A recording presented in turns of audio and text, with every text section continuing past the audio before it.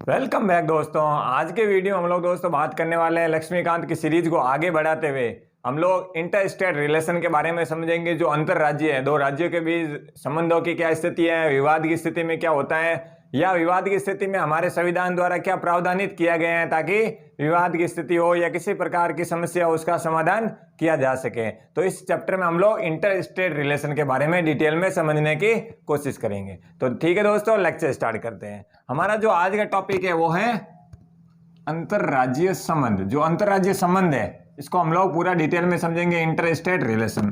तो एक एक चीज में इसमें कौन कौन से प्रावधान है, उसमें कौन कौन से वर्क्स होते हैं, किसके क्या काम है, उसको हम लोग पूरा डिटेल में समझने की कोशिश करेंगे। सबसे पहले हम लोग बात करेंगे इंटर स्टेट रिलेशन। मुख्य मुद्दा रहता है वो है अंतरराज्यीय विवाद। जो अंतरराज्यीय इंटर स्टेट जो वाटर प्रॉब्लम की होती है, ठीक है ना, रिवर प्रॉब्लम की होती है, तो इसमें रिवर से रिलेटेड या वाटर से रिलेटेड जो भी प्रॉब्लम आ रही है, जल से संबंधित जो विवाद उत्पन्न हो रहे हैं, किस प्रकार हो सकते हैं, इसके लिए भारतीय संविधान द्वारा क्या प्रावधान किया गया है, संसद क्या अधिकार दे सकती है या संसद क्या कानून बना सकती है, उसको हम लोग समझते हैं। सबसे पहले हमारा जो टॉपिक है वो क्या है, अंतरराज्यीय जल विवाद। तो इसमें अगर देखेंगे तो अंतरराज्यीय जल विवाद से संबंधित जो प्रावधान किया गया है वो किया गया आर्टिकल 262, मतलब आर्टिकल 262 में प्रावधान किया गया है। क्या किया गया है कि अगर किसी भी राज्य के मध्य, एक या एक से अधिक राज्यों के मध्य जल से संबंधित कोई विवाद होता है, उसके लिए क्या है, उसका प्रावधान किस आर्टिकल में किया गया है। सबसे पहला पॉइंट यही हो जाता है 262 में अंतर्राज्यीय जल विवाद से संबंधित एक न्यायाधिकरण की स्थापना हेतु या संसद द्वारा इसके समाधान हेतु, क्रियान्वयन हेतु बात की गई है। किस आर्टिकल के तहत, 262 के तहत इसमें बात की गई है। आगे क्या कह रहा है, संसद विवाद की स्थिति में न्याय निर्णय कर सकती है, ये कह रहे हैं आर्टिकल 262 में। ये प्रावधान किया गया है अगर दो राज्यों के मध्य जल से संबंधित विवाद हो रहे हैं तो क्या कर सकती है संसद, उसके न्याय निर्णय के लिए क्या कर सकती है, मैनेजमेंट या समाधान कर सकती है। संसद को किस प्रकार विवाद हो सकता है, या हो सकता है कि जल के बंटवारे से संबंधित, अगर कोई नदी है दो राज्य के बीच से होते हुए तीसरे राज्य में जा रही है तो क्या होगा, उस नदी के बहाने वहां पर क्या विवाद हो जाएगा। हो सकता है किसी जगह पर ज्यादा पानी की नीड हो तो वहां पर अलग से प्रावधान किया जा सकता है। तो ये संसद को अधिकार दिया गया है विवाद की स्थिति में उसका समाधान कर सके। समझ रहे ना, अगर दो नदी से बंटवारे के भी हो सकता है, नदी के उद्गम स्थान से रिलेटेड भी हो सकता है, वाटर सप्लाई से रिलेटेड हो सकता है, तो ये सारी व्यवस्था या इसका मैनेजमेंट 262 आर्टिकल के तहत संसद को अधिकार दिया गया है कि उसका न्याय निर्णय कर सके। क्लियर है, तो ये आराम से समझ में आ गया होगा। आगे क्या कह रहा है, संसद ऐसी व्यवस्था भी कर सकती है, ऐसे किसी विवाद, मतलब जल से रिलेटेड कोई भी विवाद सुप्रीम या हाई कोर्ट का प्रयोग क्षेत्र का प्रयोग नहीं कर रही। इसका कहने का मतलब ये होगा दोस्तों, संसद के पास ये ऐसा अधिकार भी है कि वो इस प्रकार मैनेजमेंट या इस प्रकार क्षेत्र घोषित करे या इस प्रकार स्थिति क्रिएट कर सकती है जिसमें आप लोग क्या है, ऐसा नहीं है कि सुप्रीम कोर्ट और हाई कोर्ट में इस विवाद को लेके चले जाएं। समझ रहे ना, दोनों को अगर विवाद की स्थिति में न्याय निर्णय की बात होगी, समझ रहे ना, कोई विवाद और आगे बढ़ता है उसका न्याय निर्णय की बात होगी, तब तो हम लोग सुप्रीम कोर्ट हाई कोर्ट का दरवाजा खटखटा सकते हैं, ठीक है ना, मूल्यांकन करने के लिए फाइनल। लेकिन जनरली हम लोग अगर देखेंगे तो इसमें देखेंगे कि संसद के पास ये अधिकार दिया गया है कि ऐसा नहीं आप सुप्रीम कोर्ट हाई कोर्ट, अगर जल से संबंधित विवाद है तो आप लोग सुप्रीम कोर्ट हाई कोर्ट ना जाकर संसद के जो जल विवाद न्यायाधिकरण की स्थापना की गई है उसके तहत उसका सॉल्यूशन किया जाता है। तो ये अधिकार किसको दिया गया है, संसद को दिया गया है। ये ध्यान रखना, किसके पास अधिकार है, संसद के पास अधिकार है। हाँ, फाइनल कंक्लूजन के लिए अगर विवाद लंबा रहता है तो फिर आप लोगों को सुप्रीम कोर्ट जा सकते हैं। क्लियर हो गया, तो इस लाइन का मतलब भी आराम से आप लोगों को क्लियर हो गया होगा। आगे देखिए क्या होता है, संसद ने इसके तहत दो कानून बनाए, मतलब संसद को अब सारे अधिकार संसद के पास है। यहाँ पर 262 आर्टिकल के तहत तो संसद ने क्या किया, दो ऐसे कानून बनाए जिसके तहत कौन कौन से कानून है पहले वो देख लेते हैं। एक तो नदी बोर्ड अधिनियम, एक तो नदी से संबंधित बात हो रही है, एक अंतरराज्यीय जल विवाद। तो इस समाधान जो आर्टिकल 262 में, एक तो क्या नदी बोर्ड अधिनियम 1956 का प्रावधान किया गया है, ये एक प्रकार का कानूनी अधिनियम है, समझ रहे ना, विधि द्वारा निर्मित है, ठीक है। और दूसरा अगर बात करें अंतरराज्यीय जल विवाद, दो राज्यों के बीच जल विवाद अधिनियम 1956 को प्रावधानित किया गया है। तो ये किसके द्वारा किया गया, संसद के द्वारा किए गए हैं। आगे देखिए, अब बात आती है कि भाई किन किन नदियों के बीच विवाद हुआ था, समझ रहे ना, जिसके लिए अंतरराज्यीय न्यायाधिकरण की स्थापना की गई। तो इसमें अगर देखिए, इसमें सबसे पहले कृष्ण नदी विवाद हुआ था, फिर गोदावरी नदी का हुआ था, फिर नर्मदा नदी का, फिर रावी और व्यास नदी का भी क्या हुआ था, विवाद हुआ था। कावेरी, वंशधारा, महादाई नदी और महानदी, ये 2018 का मामला है। इसके अलावा जो भी अपडेट हो तो वो भी आप लोग इसमें अपडेट कर सकते हैं। तो ये जो विवाद की स्थिति उत्पन्न होने का दोस्तों, अगर आप लोग मुख्यतः बात करेंगे, ये सारी नदियां हैं। कुछ आप लोगों को पूर्वी घाट से संबंधित मिलेगी और इसके अलावा कुछ है जो आप लोगों को पश्चिमी घाट से रिलेटेड नदियां देखेगी। अगर नदियों के बारे में आप लोगों ने जियोग्राफी अच्छे से पढ़ी है, वैसे तो आप लोगों को इसी चैनल पर है जो प्लेलिस्ट मिल जाएगी, आराम से आप लोग इंडियन जियोग्राफी करके पूरा कंप्लीट पूरा मैपिंग बेस पर आप लोगों को बताए गए हैं, तो वो भी देख सकते हैं। लेकिन अगर इसको अच्छे से समझना है तो आप लोगों को रिवर्स के बारे में अच्छे से पता होगा ना, तो आप लोग समझ सकते हैं कि भाई जो किन दो राज्यों के बीच विवाद उत्पन्न हो रहा है। सबसे पहले लोकेशन जानना जरूरी है कि भाई रावी व्यास का जो किस जगह बहती है, तो ये जानेंगे तो आराम से समझ में आ जाएगा कि किन दो के बीच विवाद हो सकता है। ठीक है ना। अगर कोई कुछ भी आइडिया नहीं हो किन दो राज्यों के बीच में, तो आप लोग नदियों की लोकेशन, किन राज्यों से बहते हुए नदियां प्रवाहित हो रही हैं, इससे आप लोगों को समझ में आ जाएगा कि किन दो राज्यों के मध्य विवाद उत्पन्न हो रहा है। क्लियर हो गया। तो ये क्या है, ये जियोग्राफिकल कॉन्सेप्ट के माध्यम से भी आप लोग इसको सॉल्व कर सकते हैं। महानदी कहाँ बहती है आप लोगों को पता ही है सबको। ये तो इससे क्या होगा, ये सारी चीजें आप लोगों को आराम से क्लियर हो जाएगा। क्लियर हो गया। तो इसमें हम लोगों ने दोस्तों जो अंतर्राज्यीय जल विवाद की बात की कि दो राज्यों के मध्य विवाद की स्थिति हो सकती है, तो संसद उस पर क्या कानून बना सकती है, किन किन बोर्डों का। इसके अलावा हम लोगों ने ये भी जाना कि जो कौन कौन सी नदियां हैं जिनके मध्य विवाद उत्पन्न हुआ था। क्लियर हो गया। तो ये आराम से आप लोगों को नदियों से संबंधित अगर किसी प्रकार का विवाद है वो आराम से क्लियर हो जाएगा, जल संबंधित। ठीक है ना। तो ये आराम से समझ में आ गया होगा। अब मैं आगे बढ़ रहा हूं, इसी चैप्टर को आगे बढ़ाऊंगा। तो अब हम लोग बात करेंगे अंतरराज्यीय परिषदें।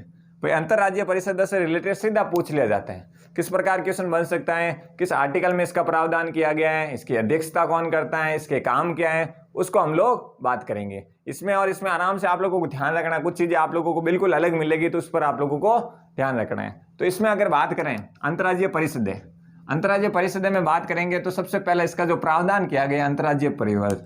तो अंतर्राज्यीय परिषदों का काम क्या होता है, सबसे पहला काम यही होता है कि भाई इसका जो प्रावधान है, राष्ट्रपति अगर चाहे कि भाई राष्ट्रीय हित का मामला हो या किसी प्रकार के कार्य विवाद से संबंधित मामला हो दो राज्यों के बीच में, तो क्या कर सकता है वो इसका प्रावधान कर सकता है। किसका, अंतरराज्यीय परिषद का प्रावधान। यहाँ अगर नोट करेंगे तो संसद को अधिकार दिया गया है, लेकिन यहाँ पर हम लोग किसकी बात कर रहे हैं, राष्ट्रपति की बात कर रहे हैं। तो यहाँ पर आप लोगों को दोनों में डिफरेंस भी क्रिएट हो रहा है और आराम से आप लोगों को समझ में आ रहा है। ये जो अंतर्राज्यीय परिषद का जो अधिकार दिया गया है, दिमाग में आप लोगों को यही होना चाहिए भाई इसका जो प्रावधान है, इसका गठन का मामला होगा तो कौन करेगा, राष्ट्रपति है।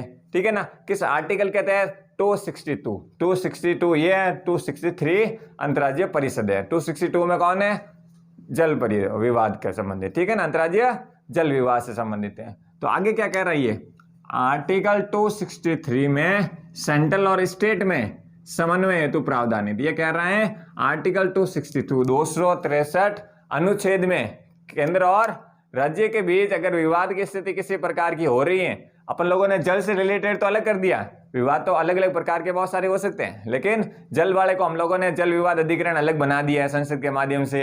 अभी हम लोग दोनों के बीच किसी प्रकार का अन्य विवाद हो, तब हम लोग इन परिषदों का, छोटी छोटी परिषदों का गठन करते हैं। जब सार्वजनिक हित का मामला हो तब राष्ट्रपति इस प्रकार के परिषदों का गठन का प्रावधान करते हैं। क्लियर हो गया। तो आराम से समझ में आ गया होगा। अब आगे बात करें, राष्ट्रपति गठन करता है। ये हम लोगों ने अभी जान लिया कि जो इनका जो गठन करता है वो कौन करता है, राष्ट्रपति करते हैं। क्लियर हो गया।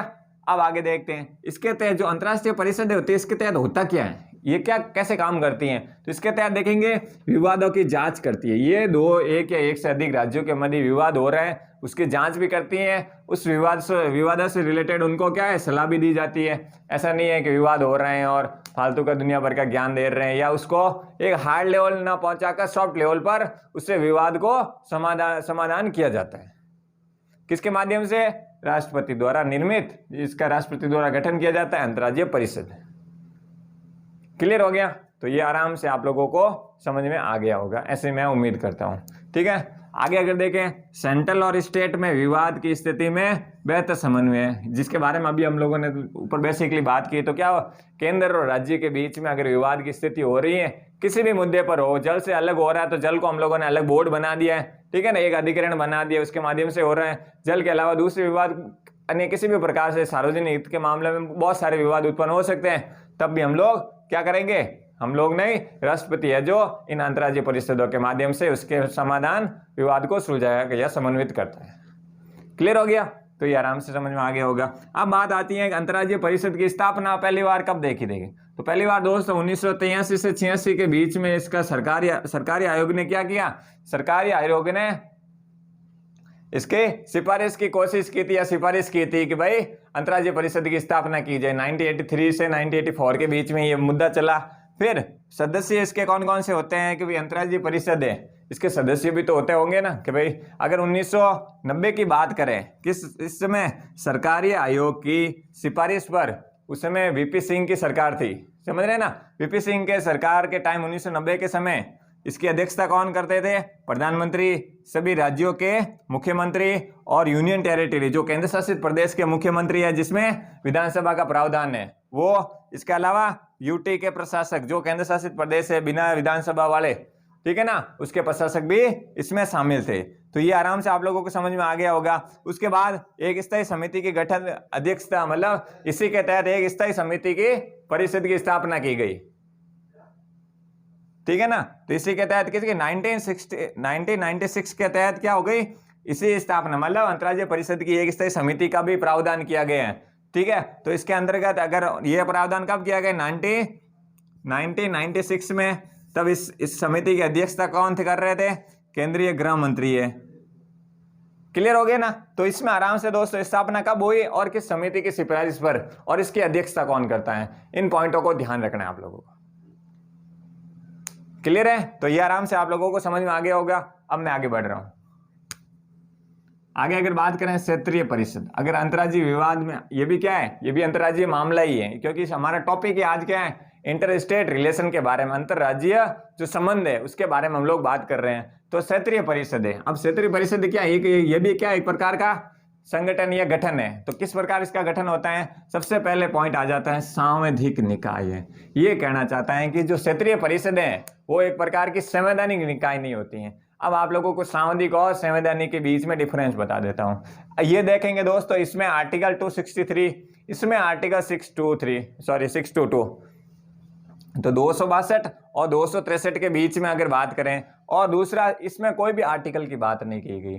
तो मैं आप लोगों को बता दूं, संविधान के अंदर किसी आर्टिकल में, संविधान द्वारा प्रावधानित किसी आर्टिकल में किसी मुद्दे की बात की गई है तो वो क्या है, वो संवैधानिक है, जिसमें संविधान में उसका प्रावधान किया गया है, ठीक है ना। तो इसमें देखेंगे आर्टिकल 263 में अंतर्राज्यीय परिषदों की बात की गई है, तो इसका मतलब क्या है, ये संवैधानिक है। इसमें भी अगर बात करें अंतर्राज्यीय जल विवाद से संबंधित बात हो रही है तो 262 के बीच में भी अंतर्राज्यीय मतलब संविधान द्वारा प्रावधानित है। लेकिन क्षेत्रीय परिषदों को क्या है, संवैधानिक नहीं है। क्यों नहीं है, ये एक प्रकार की सांविधिक है या विधिक बोल सकते हैं। क्यों? क्योंकि इसे राज्य पुनर्गठन एक्ट के तहत स्थापित किया गया है। राज्य पुनर्गठन एक्ट 1953, ये क्या है, संसद के, ये जो संवैधानिक नहीं होते हैं पार्ट, तो इसमें क्या होता है, ये संसद के कानून द्वारा, अभी हम लोगों ने CAR NRC के बारे में सुना, तो ये क्या हुआ, संसद के कानून के द्वारा निर्मित है, ना कि ये संविधान द्वारा प्रावधानित नहीं है।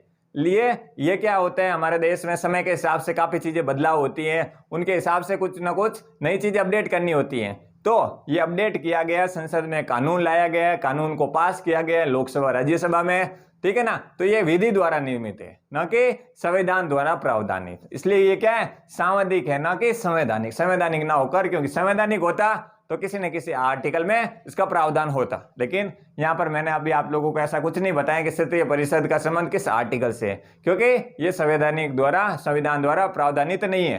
तो क्षेत्रीय परिषद विधि द्वारा निर्मित है, राज्य पुनर्गठन एक्ट 1956 के तहत, और इसके क्षेत्रीय परिषद के सदस्य। अब बात आती है कि जो क्षेत्रीय परिषद, यहाँ से सवाल, ये सारे के ये जितने भी पॉइंट है दोस्तों एकदम सवाल में सीधे पूछे जाते हैं, एग्जाम में आप लोग देखेंगे इससे रिलेटेड सवाल हर बार आते हैं। तो इसमें आकर देखेंगे तो ये सांविधिक निकाय हो गया सबसे पहला, क्योंकि कंफ्यूजन यही होता है कि भाई सांविधिक और संवैधानिक के बीच में। इसके अलावा इसके सदस्य अब बात करते हैं। सदस्य होते हैं, आप लोगों को देखेंगे गृह मंत्री है, क्षेत्र के सभी मुख्यमंत्री है, प्रत्येक यूटी केंद्र शासित प्रदेश के प्रशासक हैं, तो इसके क्या है, वो सदस्य होते हैं किसके, क्षेत्रीय परिषद के। तो आप लोगों को ये भी ध्यान रखना है कि अंतर्राज्यीय परिषद के सदस्य या अध्यक्ष कौन होते हैं। फिर क्षेत्रीय परिषद के अध्यक्ष या कौन, सदस्य कौन होते हैं, ये जानना बहुत जरूरी है। कई कबार वन लाइनर फैक्ट के रूप में पूछ लेते हैं।